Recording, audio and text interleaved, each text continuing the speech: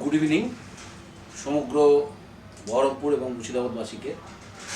আজ আমাদের মধ্যে উপস্থিত রয়েছেন সুদূর কলকাতা ফর্টিস হসপিটাল থেকে প্রখ্যাত নিউরোসার্জন ডক্টর তমজিৎ চক্রবর্তী। তো আমি আমাদের মাঝখানে ডক্টর তমজিৎ চক্রবর্তীকে এই বহরমপুরের মাঝখানে পেয়ে সত্যি এটা আমাদের জন্য খুব ভালো খবর। শুধুমাত্র বহরমপুর নয়, সমগ্র মুর্শিদাবাদ জেলাবাসীর জন্য ভালো খবর। পাশাপাশি আরেকটা জিনিস আমি স্যারের কাছে পার্টিকুলারলি আপনাদের সুবিধার্থে আজকে জানতে চাইব, সেটা হচ্ছে স্যার যে ধরুন একটা পেশেন্টের এই ব্যথাজনিত বিভিন্ন রকম কমপ্লিকেশন থাকে। কখনো তার হয়তো কোমরে লো ব্যাক পেন হচ্ছে অতিরিক্ত বাইক রাইডিংয়ের জন্য, বা এই ধরনের অনেক রকম সমস্যা হয়, আমাদেরও হয়। তো আমরা অনেক সময় বুঝেই উঠতে পারি না যে আমরা এই প্রবলেমের জন্য আমরা কি মেডিসিনের ডাক্তারের কাছে যাব, নাকি কোনো অর্থোপেডিককে দেখাবো, নাকি আপনার কাছে আসবো। তো কীভাবে আমি নিজেই বুঝতে পারবো যে এই জায়গাটা আমার আপনার কাছেই আসতে হবে, এই ব্যাপারে যদি কিছু আলোকপাত করেন স্যার। দেখুন, যেটা আমরা মূলত বলে থাকি যে ব্যথাটা একটা এমন সিমটমস যেটা শরীরে বিভিন্ন জায়গা থেকে হতে পারে। যেটা আপনি এখনই বললেন যে লো ব্যাক পেন, এখন লো ব্যাক পেনেরও কিন্তু অনেকগুলো জায়গা থাকে অরিজিন। কখনো সেটা নার্ভ থেকে হয়, কখনো সেটা স্পাইনের যে হাড় থাকে সেখান থেকে হয়, কখনো সেটা জয়েন্টস থেকে হয়। এখন পেশেন্টের পক্ষে তো এত কিছু বোঝা সম্ভব নয়। আমরা ইন জেনারেল দেখে থাকি যে পেশেন্টরা ব্যথা নিয়ে এই তিনজনের মধ্যে যে কোনো কারোর কাছে যেতে পারে। কখনো ওরা মেডিসিনের ডাক্তারের কাছে যান, কখনো ওরা অর্থোপেডিক্সের ডাক্তারের কাছে যান, কখনো ওরা নিউরোসার্জন বা স্পাইন সার্জনের কাছে আসে। মূলত যেটা আমরা বলে থাকি যে পেশেন্টদের, যে তারা কখন ভাববে যে তাদের নার্ভে হয়তো কোনো প্রবলেম রয়েছে।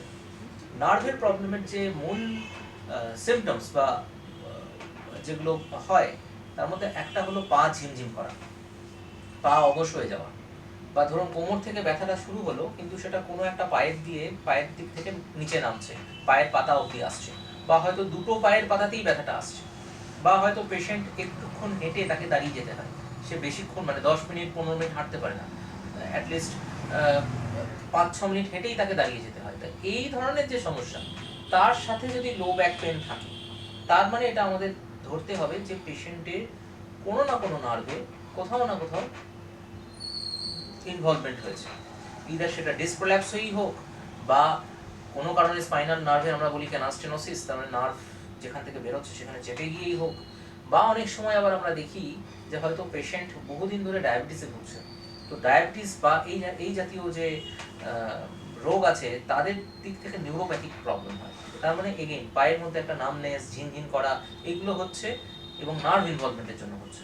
তো যদি এই নার্ভের ইনভলভমেন্ট থাকে, তাহলে কিন্তু তাকে মূলত নিউরোসার্জন বা স্পাইন সার্জন, যারা স্পাইনের অপারেশন করেন, তাদের কাছেই আসতে হবে।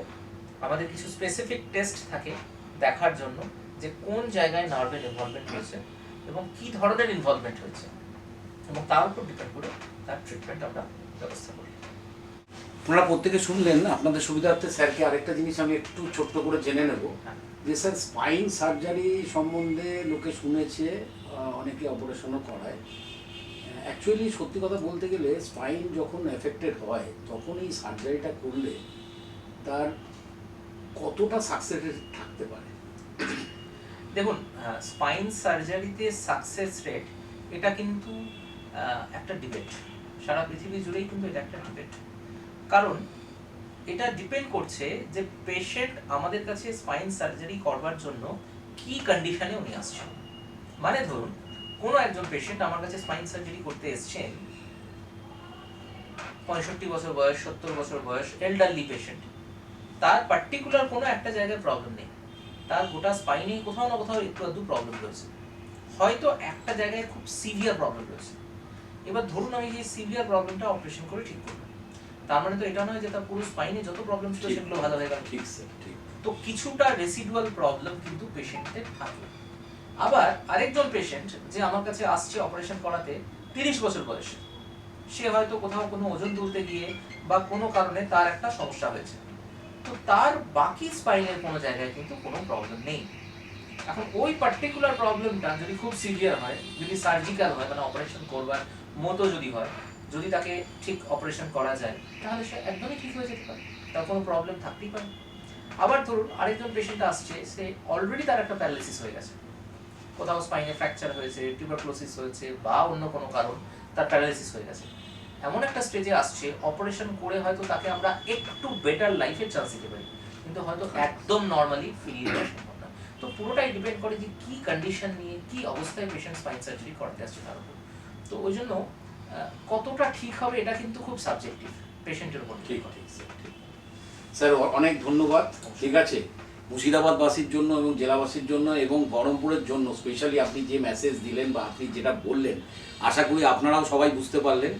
আর সবশেষে একটা কথাই বলবো যে little heart diagnostic and imaging centre Ranibagan যেখানে রয়েছে ডক্টর তমজিৎ চক্রবর্তী স্যার প্রতিদিন ফর্টিস হসপিটাল কলকাতা থেকে, সুদূর কলকাতা থেকে আমাদের এখানে একদিন করে মাসে আসছেন এবং যে কোনো রকম প্রবলেম, এই যে শুনলেন স্যারের মুখে, এই ধরনের প্রবলেম কিন্তু অযথা লিঙ্গারিং করবেন না, বয়ে বেড়াবেন না। আপনারা আসুন, লিটিল হার্টে যোগাযোগ করুন, স্যারের পরামর্শ নিন। প্রয়োজনে স্যার কলকাতাতেও আপনাদের কিছু কিছু হেল্প, সার্জারিক্যাল যে হেল্পগুলো লাগবে সেগুলো কলকাতা থেকে উনি করে দেবেন, কোনো রকম সমস্যা হবে না। এবং সেটার ইনিশিয়েশন পার্টে লিটিল হার্টে যা করণীয় লিটিল হার্ট সেই সাপোর্টটা আপনাকে দেবে।